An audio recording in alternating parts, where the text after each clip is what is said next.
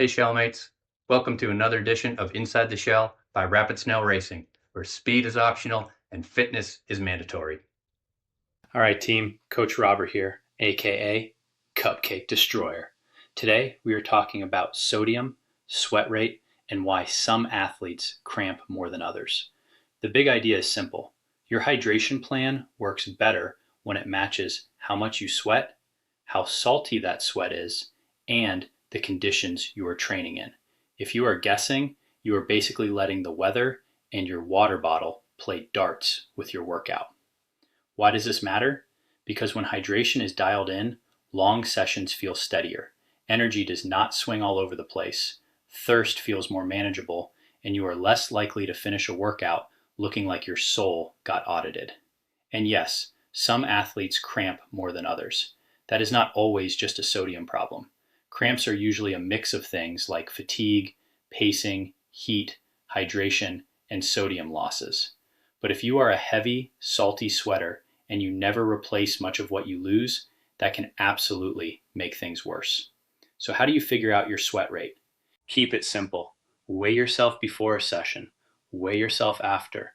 Add in what you drank. Subtract any pee breaks. Then divide by how many hours you trained. So if you lost 1 kilo, drank 500 ml, did not pee, and trained for 1 hour, your sweat rate was about 1.5 liters per hour. Now for the practical buckets. If you are a light sweater, you might only feel mildly thirsty.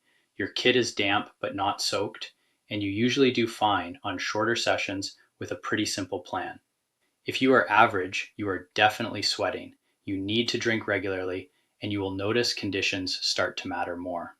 If you are a heavy sweater, your shirt looks like you jumped in a lake. Salt marks start showing up, and if you miss fluids or sodium, the second half of the workout can get ugly. And if you are extremely heavy, you are absolutely drenched. Shoes may squish, salt crust shows up on clothing or skin, and staying ahead of fluids and heat becomes a real project, not a casual suggestion.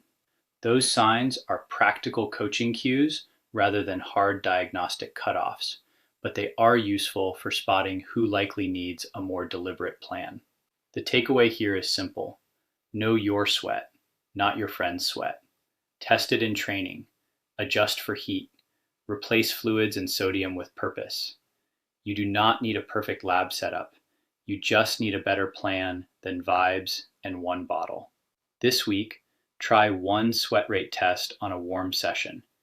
Use that number to make one small adjustment to fluids or sodium next time out. That is how you make race day less dramatic and training a whole lot more repeatable. And remember, speed optional, hydration mandatory.